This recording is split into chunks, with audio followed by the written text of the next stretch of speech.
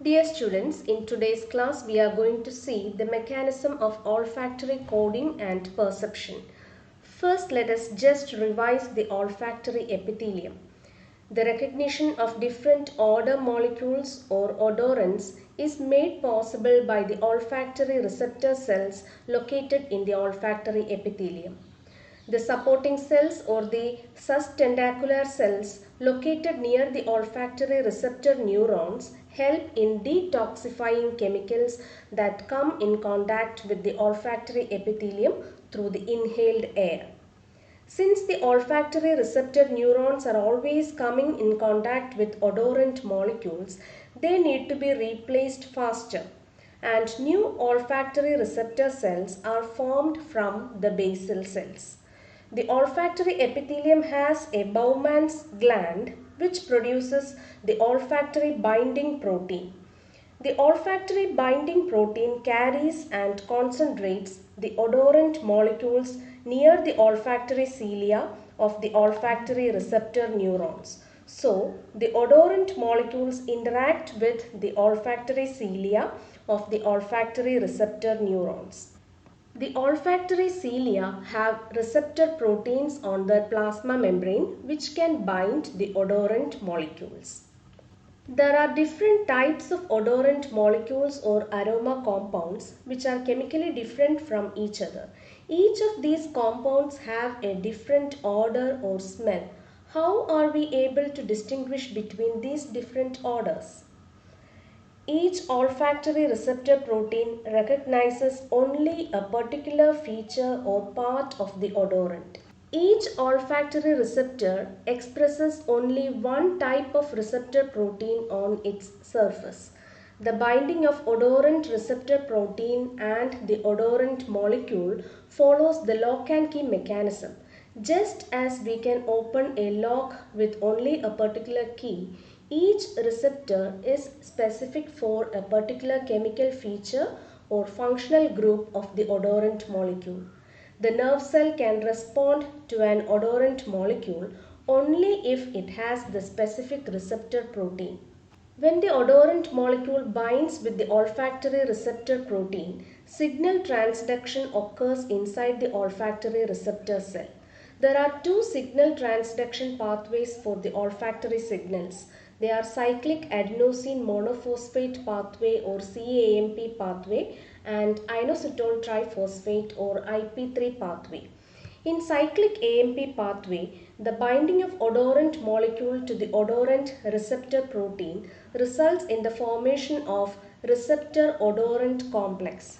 The olfactory receptor protein is coupled to a G protein called G-olf. When the receptor odorant complex is formed, the G-olf protein is activated and it combines with GTP.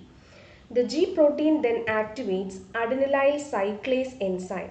The adenylyl cyclase then catalyzes the formation of cyclic AMP from ATP. Cyclic AMP is the second messenger. The cyclic AMP or CAMP then causes the calcium and sodium channels to open. There occurs a rapid influx of calcium ions and sodium ions into the cell. The increase in the intracellular concentration of calcium ions causes calcium-gated chloride ion channels to open. This causes the chloride ions to move out of the cell, and these movements of ions cause membrane depolarization, which is then carried to the axon terminal where neurotransmitters are released and an action potential is transmitted to the next neuron. In the inositol triphosphate or IP3 pathway, the activated G protein activates phospholipase C enzyme, which then produces another second messenger called inositol triphosphate or IP3. IP3 then activates and opens calcium ion channels. The calcium ion influx occurs and intracellular calcium ion concentration increases. This results in the opening of chloride ion channels. Chloride ions move out of the cell and membrane depolarization occurs. So in both the cases of cyclic AMP and IP3, intracellular calcium ion concentration increases and chloride efflux occurs, resulting in membrane depolarization. The axons of olfactory neurons enter the olfactory bulb. The olfactory bulb has an inner layer of mitral cells and tufted cells. In the outer layer, there are circular neural circuits called glomeruli.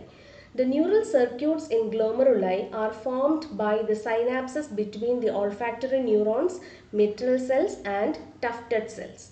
The impulses carried by the olfactory neurons are transmitted to the mitral cells and tufted cells in these glomeruli, which are then transmitted through the olfactory tract to the higher brain centers. There are two theories on odor coding and perception. They are odotype theory and shape pattern theory. According to odotype theory or weak shape theory, there are different odor receptor proteins which can specifically recognize and bind to a part of the odorant molecule. In this picture, you can see the odorant molecule having different parts which represent chemically different functional groups. Each part of the odorant molecule is recognized by a specific receptor protein. The information gathered by these individual receptor proteins are then sent to the brain, where all the information are combined together to form the complete information and the odor or smell is recognized. This is what odotype theory says. According to shape pattern theory, when an odorant with a particular shape binds to a receptor protein with a complementary binding site, the olfactory neurons fire a specific pattern of action potential. The pattern in which the action potential is elicited is used by the brain to determine the odor or smell. That's all about the mechanism of odor coding and perception. Thank you.